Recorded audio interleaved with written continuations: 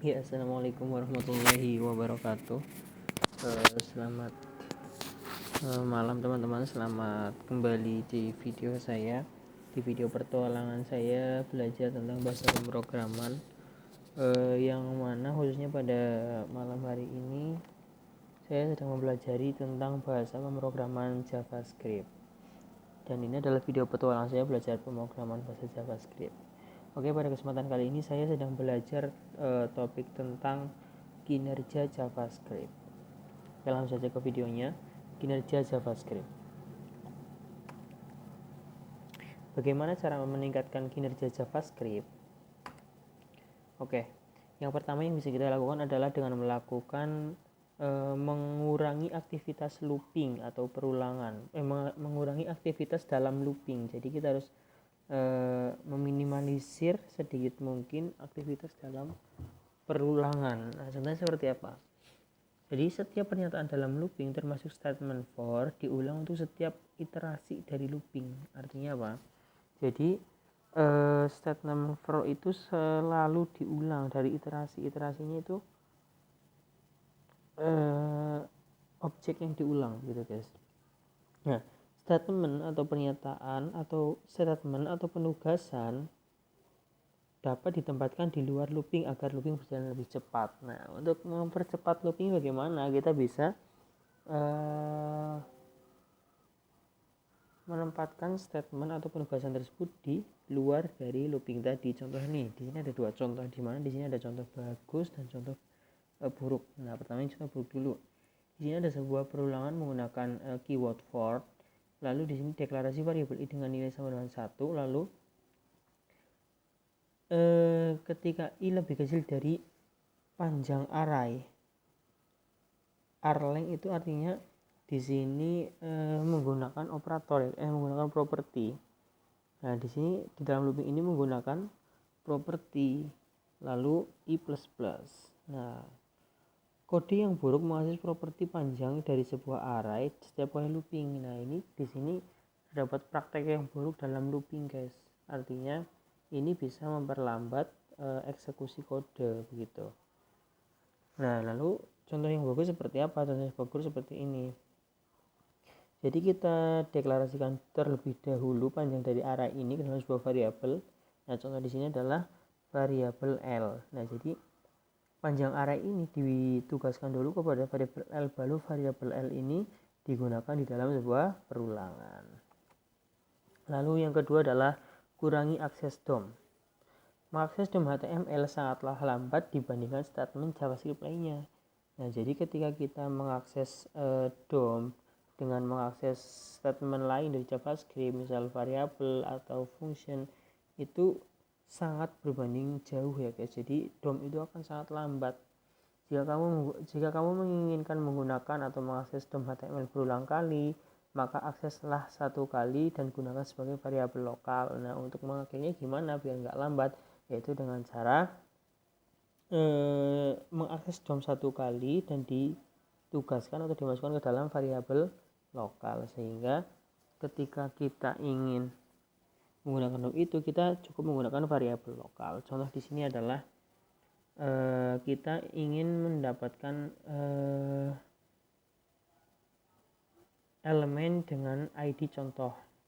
Lalu elemen dengan ID contoh ini dimasukkan DOM-nya, ini DOM dimasukkan ke dalam sebuah variabel dengan nama objek. Nah, selanjutnya untuk mengakses DOM ini kita tinggal menggunakan variabel objek tadi.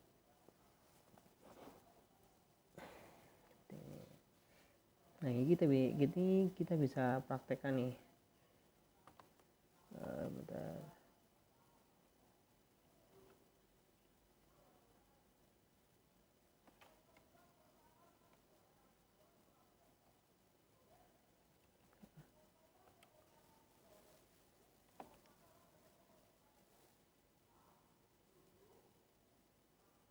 Nah, misalnya seperti ini.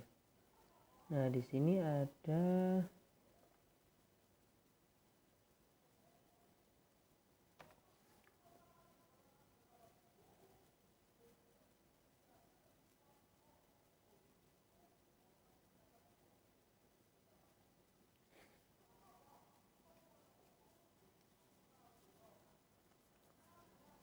Oke, di sini misalkan di sini ada sebuah elemen dengan ID contoh. Nah, selanjutnya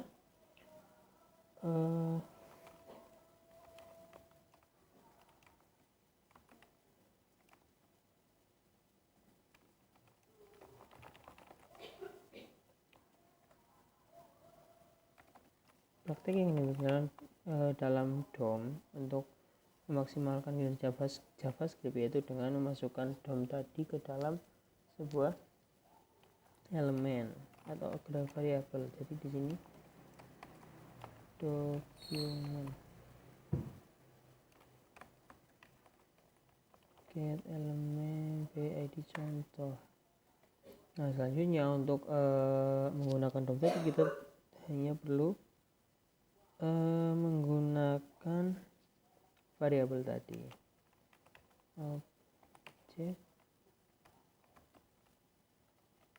inner tml ID-nya.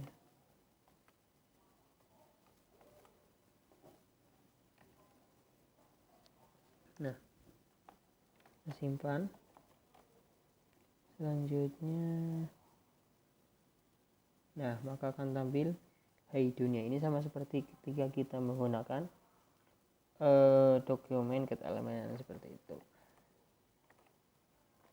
Lalu kurangi ukuran DOM. Nah, jaga jumlah properti DOM HTML tetap kecil. Nah, kita harus tetap menjaga properti ukuran properti HTML ini tetap kecil karena hal ini akan meningkatkan pemuatan halaman dan menempatkan kecepatan rendering atau menampilkan halaman khususnya pada tampilan mobile. Artinya adalah ketika kita menggunakan DOM dengan ukuran yang kecil, maka ini akan membuat kecepatan peningkatan halaman itu lebih cepat dan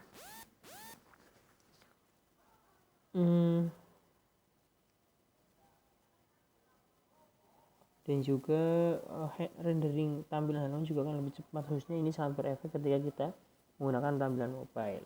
Lalu pencarian DOM HTML seperti get element by tag name akan lebih menguntungkan ketika ukuran DOM HTML lebih kecil. Nah, ini juga akan berefek pada ketika nanti kita melakukan pencarian pada DOM ini atau dokumen objek button ini. Ketika DOM lebih kecil maka akan memberikan benefit atau keuntungan lebih untuk kita. Nah, selanjutnya adalah jangan membuat variabel yang tidak perlu. Jangan menciptakan variabel baru jika kamu tidak berencana untuk menggunakannya. Nah, misalkan kita tidak ingin menggunakan sebuah variabel tapi kita malah membuat sebuah variabel. Nah, contohnya seperti apa? Nah, contohnya seperti ini. Di sini ada sebuah DOM dengan dokumen. Dapatkan elemen dengan ID contoh, lalu tuliskan di dalamnya yaitu nama lengkap, di mana nama lengkap ini adalah gabungan dari nama depan dan nama belakang. Ini termasuk yang menghambat kecepatan dari sebuah JavaScript. Nah, untuk mengatasi ini kita bisa melakukan contoh yang kedua yaitu dengan cara langsung memasukkan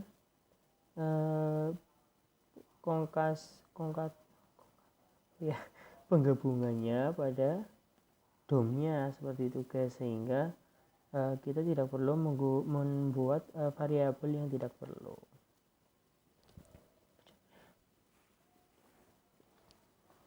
Selanjutnya adalah delay loading JavaScript. Menempatkan skripmu di bagian bawah dari bodi halaman akan membiarkan proses untuk membuat halaman terlebih dahulu. Nah, jadi ketika halaman proses dimuat itu ketika kita menaruh file JavaScript-nya di bawah, maka file halaman ini akan termuat lebih dahulu.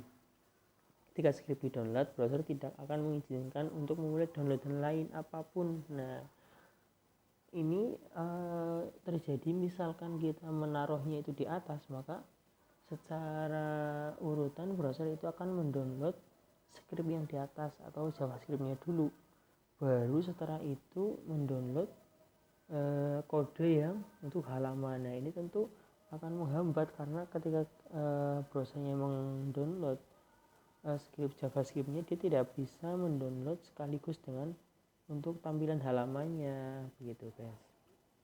Sebagai tambahan, semua aktivitas parsing dan rendering akan diblok. Nah, ini ketika sedang melakukan download scriptnya, maka aktivitas lain akan diblok atau dilarang.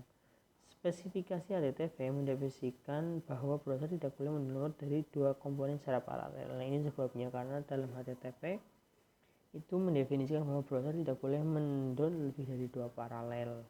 Nah, sebagai alternatif, kamu dapat menambahkan atribut differ true pada tag script. Nah, atribut ini atau atribut differ ini menunjukkan bahwa script akan di-download ketika parsing halaman selesai. Tapi halaman ini hanya bekerja pada script eksternal. Nah, ini adalah salah satu solusi yang bisa kita gunakan. Tetapi yang harus diingat adalah ini hanya bekerja pada script eksternal, yang artinya scriptnya terpisah dari filenya, yaitu dengan menggunakan atribut differ sama dengan petik 2 true. Nah, selanjutnya jika memungkinkan, kamu dapat menambahkan script ke halaman dengan kode setelah halaman dimuat. Nah, jadi kita selain itu kita juga bisa menambahkan script ke halaman. Nah, contohnya di sini adalah sebuah window onload function. Nah, di sini adalah kita mengambil sebuah event ketika halaman dimuat, maka kita jalankan sebuah function di mana di sini mengambil elemen script